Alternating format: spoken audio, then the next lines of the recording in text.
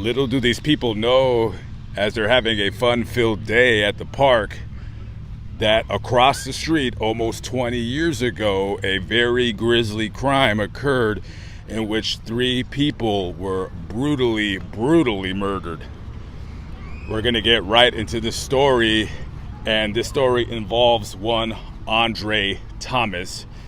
It is quite a picture of him, to say the least, and you've probably seen his picture online somewhere, but you may not exactly know what happened or what he did.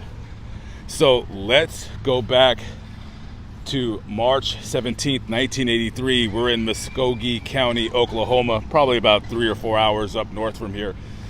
And that is one day that Andre Thomas came to the world. Andre was one of 5 or 6 kids that was raised by a single mother. Later on, his mom and his siblings would move down here to Sherman, Texas. Now, for the most part, everything with this kid went pretty normal, other than his upbringing, where he grew up poor. There's a lot of kids. There's no father in the home. Andre was a pretty bright kid, and he excelled in school.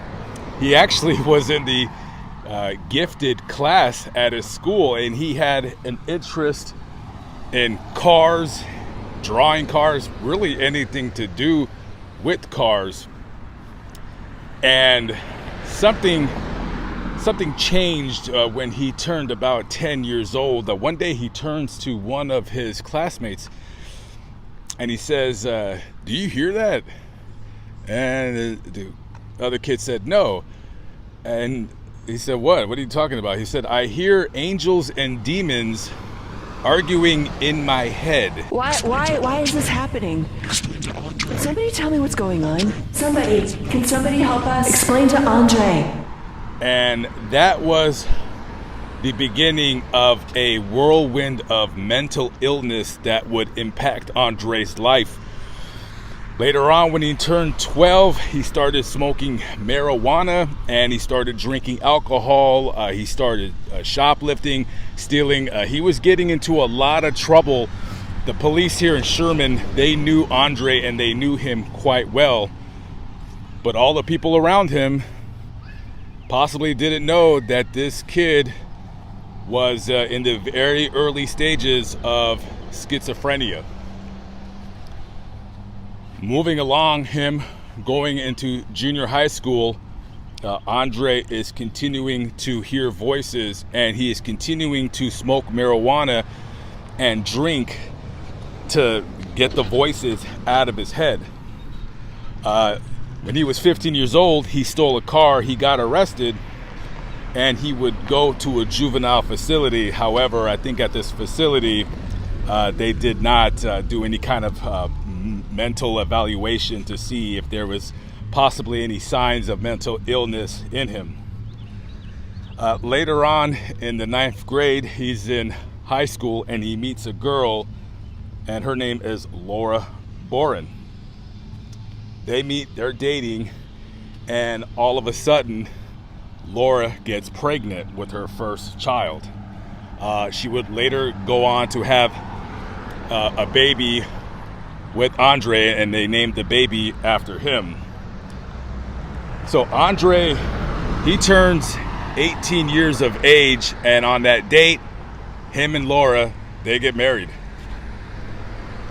So after they get married, Andre and Laura, they move in with Andre's mom, and things are not going so well. The couple is fighting, they're arguing. Andre's mental illness is getting worse and worse and worse. And finally, Laura has enough of this. She takes the baby, she moves out. Andre eventually gets kicked out. He would go later on to live with his brother. Laura goes to live on with her father. And now Andre is continuing to drink more and more and more. He's continuing to smoke more and more marijuana. He's got to get those voices out of his head. Now he is starting to hear these voices, and they're becoming worse and worse and worse as he gets older. We're gonna fast forward a couple of years ahead now. We're in March of 2004. Now, by this time, Andre Jr. is already about 4 years old, and Laura has a second child with another man, and they're living together here in these very apartments right here. Laura's moved on with her life. However, Andre has not. His mental illness is getting to the point now where people, they don't want to be anywhere near him or around him. I mean, you love your family, you love your family members, but you just can't handle the weird biblical ramblings that this man is constantly saying around his family members and basically to himself out in public as he's walking in stores. He's talking to himself. And one day in March of 2004, Andre is walking down the street when a voice appears to him inside of his head. Andre! Andre! Andre! Andre! You need to kill the children. They are the Antichrist. Do it! Do it now! By this time now, one of his friends or family members decides that Andre needs to go to the hospital, and he needs to go to the hospital now. This guy has just cut himself, tried to stab himself in his chest, and they rush him to a hospital up in Denison, which is about 10 miles away from here. And the doctor is talking to them, and he tells them, quote, "I will step in front of a bus if I can't see anyone," unquote. Now, you tell that to a doctor. If you're telling a doctor that you want to hurt yourself, then they're going to call the police and get some kind of an emergency hold on you. Now, one of the doctors goes in to either call the police or he's calling the court. He's calling somebody. And he's trying to get a judge to sign like an emergency hold so they can legally, forcefully take him into a mental health facility for him to get the help that he needs. And as the doctor's making the call, one of the nurses comes back out to his room where he's at, the emergency room, and Andre's nowhere to be found. As everybody was making phone calls, he walks right out of the hospital and he starts walking down the highway towards his home here in Sherman. Kill them. Kill them. Kill them. Kill them. Kill them. Kill them. We're going to move to March 27th, 2004. Those voices in his head are getting louder and louder. Those voices in his head, they're real, and they're telling him that he must kill.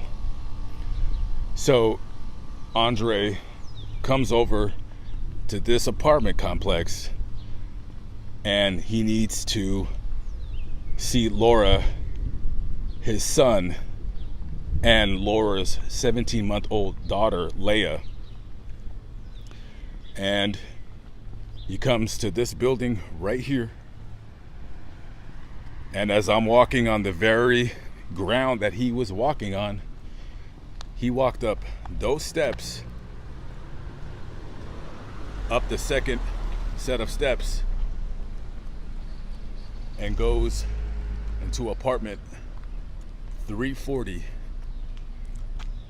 armed with a knife. And in this apartment, he stabs and kills his former wife, Laura Boren, and her 2 kids to death. Brutally mutilates them, opens up their chest, and makes a vain attempt to steal the heart out of Laura's body. The voice is telling him that he must destroy the heart. He goes into the children's rooms and does the same. Takes their hearts out of their bodies, puts it in his pocket, comes right back down these steps, and he walks away. The only reason why Andre was able to leave that apartment was because he didn't die. Now, after he had murdered his former wife and her 2 children, he stabs himself in the chest in order to take his own life. Whether he passed out and woke up, I'm not really sure, but he realizes that he's still alive. And so he walks home, and the voices are hitting him. There's probably 5 different voices. He picks up the phone and he calls his wife's parents, and he leaves this voicemail. He basically says, hey, this is Andre. I did something terrible. I need help. Something's bad. Something to that effect. And immediately, because her parents, they know, Laura she didn't know until she married him, but later on, they knew that he had severe mental illness. And Laura's dad gets the worst feeling in his stomach, and he rushes to her apartment right behind me, opens the door, and sees his daughter laying on the floor, her chest just blood everywhere. The minute he seen her, he already knew she was dead. He rushes into the children's rooms and sees Andre and Leia. They're laying on a bed, and they look like they could be sleeping, except the same thing. Their bodies just totally brutalized. And immediately he calls 911. They rush to the scene, and paramedics and police and all that, when they see this scene, boy, let me tell you, that is nothing that a hardened investigator would ever see very often, ever in his line of work. If your eye causes you to pluck it out, it is better to enter the kingdom of God with one eye than to have 2 eyes and be thrown into hell. He takes some kind of either a plastic spoon or some kind of instrument and plucks out his own eye. And when one of the jailers sees this, he alerts medical, and they bring him into some kind of infirmary, and there's nothing they can do to save his eye. He would later go on to trial, and in the trial, a court psychologist says that Andre Thomas has schizophrenia. Now, they're determining his mental fortitude, his mental fitness before trial takes place, but he's sent to a North Texas mental hospital, and somebody that works at that establishment tells the court, "Oh, he's fine. He's totally normal. He's doing some kind of like drug psychosis. He knows what he's doing. He kind of makes it up as he goes. He just plucked out his own eye for attention." So the court considers both doctors, and they proceed with trial, charging him with the murders. However, I don't know why, but he is actually only charged, I believe, with one of the murders. I don't know why they did that. They would later find him guilty, and they sentenced him to die via lethal injection. And then sometime later, he takes out his other eye. And this is now what he looks like. He has taken out both of his eyes.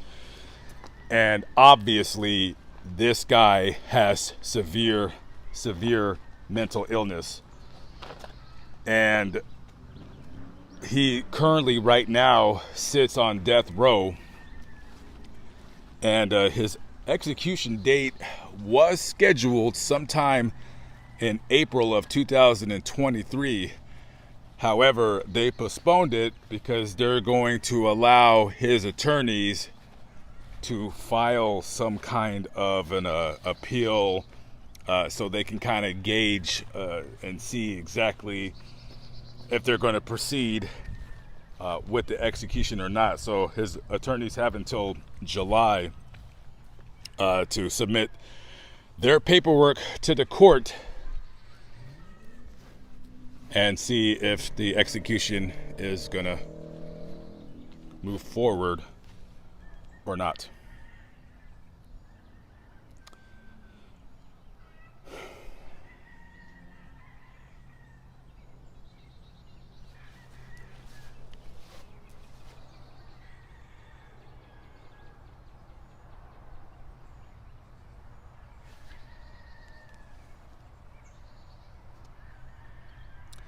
I still have no idea why she was buried with his name.